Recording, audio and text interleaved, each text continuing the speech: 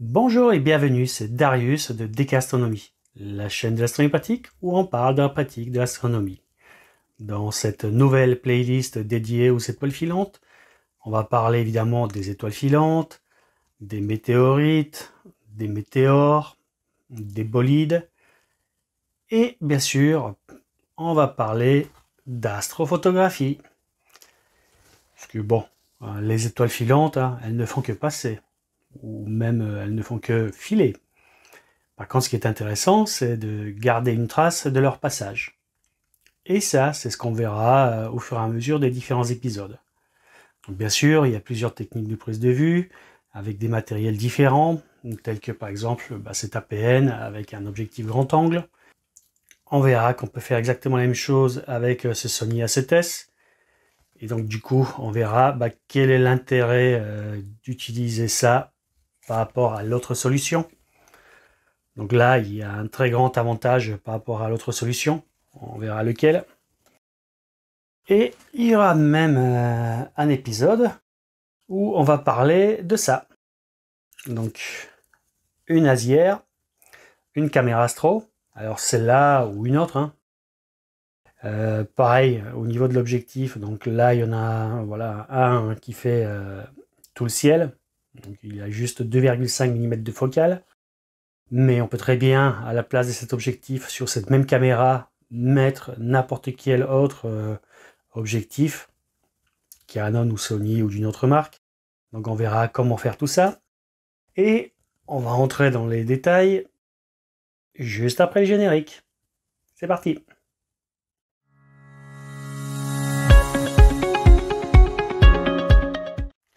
Alors, chaque épisode de cette série va traiter d'un des moyens d'imager les étoiles filantes. Mais avant qu'on entre dans le vif du sujet, on va déjà parler un petit peu de ce que sont les étoiles filantes, ou de ce qu'elles ne sont pas. Déjà, le terme étoile filante, c'est un abus de langage, puisque dans la vraie vie, il faudrait plutôt parler de la pluie de météores. Et oui, les étoiles filantes, ce sont juste des poussières laissées par des comètes qui ont croisé plus ou moins l'orbite terrestre. Et donc quand la Terre passe dans cette zone de débris, qu'on appelle des essaims de météores, c'est là qu'on assiste à la pluie d'étoiles filantes. Donc vous l'aurez bien compris, rien à voir avec les étoiles, ce sont juste des petites poussières, des petits graviers ou des petits cailloux. Donc, voilà. Et donc en fonction de la taille du débris qui va entrer dans l'atmosphère terrestre, on aura soit ce qu'on appelle une étoile filante, donc en réalité un météore. Donc le météore, c'est une poussière qui entre dans l'atmosphère, qui brûle et qui n'arrive jamais à atteindre le sol, puisqu'il se consume en route. Après, si le débris est un peu plus grand, là, à un moment donné, ça va tellement chauffer qu'il pourra exploser. Et donc c'est là où on va parler de bolide. Et enfin, s'il a une masse suffisante, donc s'il a la taille d'un gros caillou, voire plus, donc c'est là où il va se consumer tout au long de son périple dans l'atmosphère. Et cet échauffement ne pourra pas le consumer entièrement. Et donc au moment où le reste de ce météore va toucher le sol, il va devenir une météorite. Donc une météorite, c'est les restes d'un météore qui n'a pas eu le temps de se consumer dans l'atmosphère. Donc voilà un petit peu pour la terminologie. Alors après, des essaims d'étoiles filantes, il y en a à peu près 350.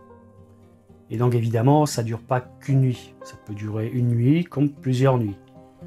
Et donc évidemment, en fonction de l'essaim, la pluie des étoiles filantes sera plus ou moins dense. Alors pluie, c'est un bien grand mot, puisque par exemple au mois d'août, les Perséides, l'une des pluies d'étoiles filantes les plus actives, c'est au mieux une cinquantaine d'étoiles filantes par heure. Et donc évidemment, une bonne partie est relativement faiblement lumineuse.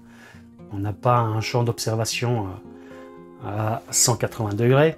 Donc forcément, pendant qu'on regarde une zone du ciel, et ben, il se peut très bien que l'étoile file dans la zone où on ne regardait pas. Si vous voulez voir un maximum d'étoiles filantes, déjà il faut choisir un essaim qui est actif. Deuxièmement, avoir un ciel bien noir, donc loin de la pollution lumineuse. De préférence pendant la nouvelle lune, ou quand la lune n'est pas encore levée, ou quand la lune est toute petite. Là, avec un petit croissant de lune. Quoi qu'il en soit, il faut un ciel, pour en voir un maximum, il faut un ciel bien noir. Et donc la meilleure position pour les observer, c'est soit sur une chaise longue, soit allongé dans l'herbe, et en regardant en fait la voûte céleste la plus large possible.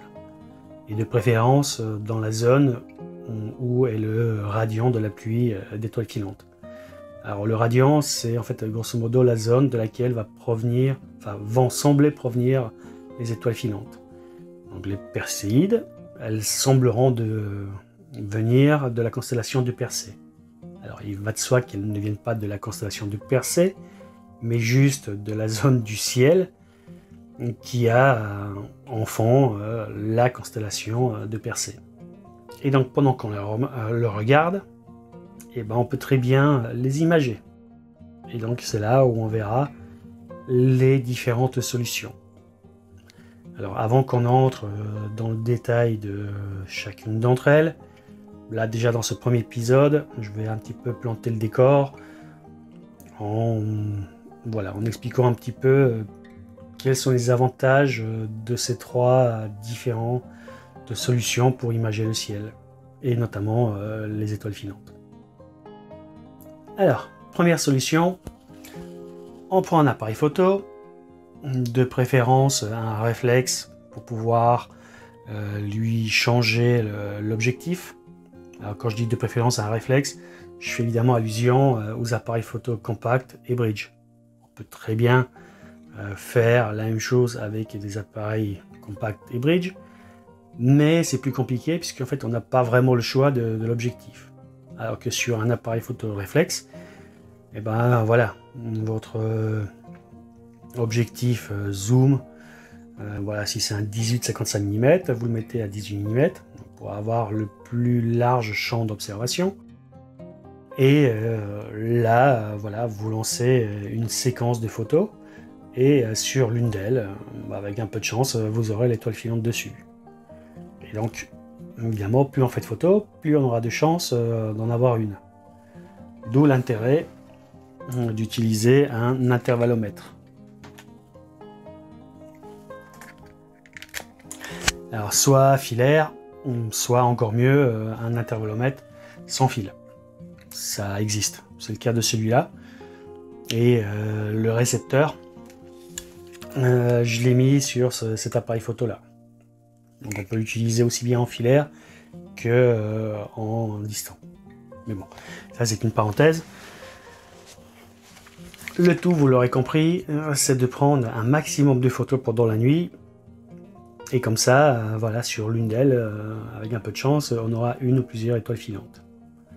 Et donc au niveau de temps de pause, si vous prenez un temps de pause trop long, comme la Terre elle tourne, de notre point de vue, c'est la voûte céleste qui aura tourné, et vous aurez du filet d'étoiles. Et donc c'est moche. Donc il faut prendre le temps de pause maximal par rapport à votre focale, pour garder les étoiles bien ponctuelles. En fonction de la zone du ciel visée, de votre objectif, de votre capteur, ça se calcule. Ou vous pouvez aussi le faire par soit des règles empiriques, soit faire vos petits réglages en faisant des tests. L'inconvénient de cette solution, c'est que un appareil photo tel que celui-ci, donc un réflexe, les appareils photo réflexes sont caractérisés par le miroir. Alors, donc le miroir, évidemment, on va le mettre en position, on va se mettre en live view si c'est possible, pour justement éviter il se baisse, il se monte et ainsi de suite. Donc là, ça permettra d'économiser le miroir. Et l'autre inconvénient, c'est le rideau mécanique, l'obturateur. Donc le rideau mécanique qui va ouvrir et fermer l'arrivée de la lumière sur le capteur. Et donc lui, il est donné pour un cycle de vie théorique. Donc sur celui-là, c'est 50 000 poses. Alors évidemment, il est donné pour 50 000, mais il peut très bien lâcher avant ou après. Donc, il peut très bien tenir jusqu'à 100 000 poses, comme un claqué à 35 000. Ça, c'est la loterie. D'où les limites de cette solution. C'est en fait, vous allez claquer à minima une centaine de poses, voire quelques centaines. Voire si vous faites ça pendant toute une nuit, vous allez claquer des milliers de poses. Et donc, votre appareil photo, il ne va pas apprécier. D'où l'intérêt de mon Sony A7S. Alors lui, il a beaucoup d'avantages dans ce domaine-là. Déjà, il a 2 obturateurs, un mécanique, donc un rideau, et un électronique. Et donc l'idée, c'est de le mettre en mode silencieux, sans le rideau mécanique. Et comme ça, il peut claquer des poses par centaines, sans aucune usure mécanique. Donc ça, c'est le premier avantage. Deuxième avantage, que ça, c'est un Sony A7S, S pour Sensibility. Et donc en fait, il est dédié pour des photos en basse lumière. Donc là encore, il a beaucoup moins de bruit. En termes d'image en basse lumière, il est beaucoup plus performant que ce Canon 200D. Et enfin, on va arriver à la dernière solution, la plus portative. Alors que sur cette solution-là, on a un objectif de 2,5 mm. Donc lui, voilà, cette caméra, c'est la plus polyvalente. Elle permet de faire de l'autoguidage, elle permet de faire du planétaire, elle permet de faire un petit peu de prise de photos de ciel profond. Et elle est équipée de cet objectif qu'on peut mettre ou enlever pour faire du All Sky and Meteor. Donc c'est l'objectif qui permet de, en une prise, de photographier toute la voûte céleste. Alors l'inconvénient, c'est que on a forcément des déformations géométriques comme sur les objectifs fisheye, mais comme vous pouvez le voir, c'est une solution ultra portable. Et donc là derrière, juste pour alimenter, donc on a 2 options, soit un port tank, soit une prise allume-cigare avec une rallonge. Et donc l'idée, c'est on est bien au chaud dans la voiture, on branche ça sur l'allume-cigare, on met ça sur le toit de la voiture, on pointe dans la direction d'où sembleront provenir les étoiles filantes. Et il n'y a plus qu'à lancer la séquence d'acquisition d'images. Et donc le boîtier va se débrouiller pour déclencher les bonnes poses avec la bonne durée, de ranger ça dans les bons répertoires.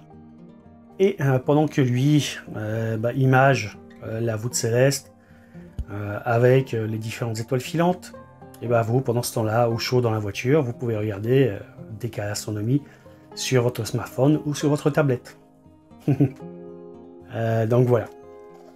Donc l'idée de ce setup ultra portable, c'est justement de, si vous faites de la randonnée dans les montagnes, il n'y a pas beaucoup de poids à emmener, ça pèse pas grand chose, et avec ça on peut déjà faire de l'astrophotographie, grand angle. Donc voilà un petit peu pour le tour d'horizon. Et ce qu'il faut savoir, c'est que à la place de cette caméra, on peut très bien utiliser une autre caméra, celle que vous avez. Donc, par exemple, j'ai aussi une caméra refroidie. Alors là, il faut un deuxième port-tank pour alimenter le refroidissement de la caméra, mais ça permet d'avoir des images encore meilleures. Et au niveau de l'objectif, on n'est pas obligé de rester sur un tout petit objectif comme ça. On peut se contenter de prendre une partie du ciel en mettant sur cet objectif une bague adaptatrice avec ici la baïonnette qui va bien pour votre appareil, pour les objectifs de votre appareil photo. Et sur le même principe, on peut monter n'importe quel objectif, comme par exemple ce Tokina 14-20 mm ou ce Canon 50 mm. Voilà, je peux le monter sur cet adaptateur. Et donc là, j'ai une sortie T2 avec laquelle, comme pour les appareils photo réflexe ou hybride, je peux mettre l'objectif qui va bien en fonction du besoin. Donc voilà, en 135 mm, si je veux prendre quelque chose de la taille de la constellation de la Lyre, après tout dépend de la taille du capteur. Mais quoi qu'il en soit, voilà, pour des petites zones du ciel, on prendra plutôt des focales de 80 à 150 mm, voire 200 mm. Si on veut prendre des portions un peu plus grandes, on mettra donc un objectif un peu plus court. Et si on veut prendre une bonne part du ciel, c'est là où on va prendre un objectif grand angle. Donc en termes d'astronomie nomade, on peut difficilement faire mieux que ça. Et on va détailler tout ça dans les différents épisodes de cette nouvelle playlist. Donc si cet épisode vous a plu, voilà, le petit pouce bleu. Mettez-moi un petit commentaire pour savoir ce que vous avez pensé de cet épisode, ou de comment vous faites pour prendre en photo les météores, les météorites et les bolides, ou les pluies des étoiles filantes. Et évidemment, si vous n'êtes pas abonné, abonnez-vous. Bon, sur ce, on se voit dans le prochain épisode. A plus, ciao.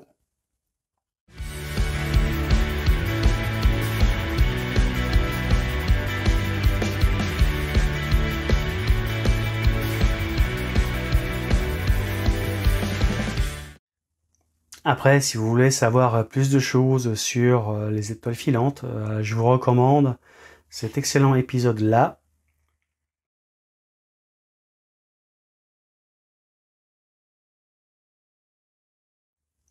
N'hésitez pas à le visionner, il vaut le coup d'œil.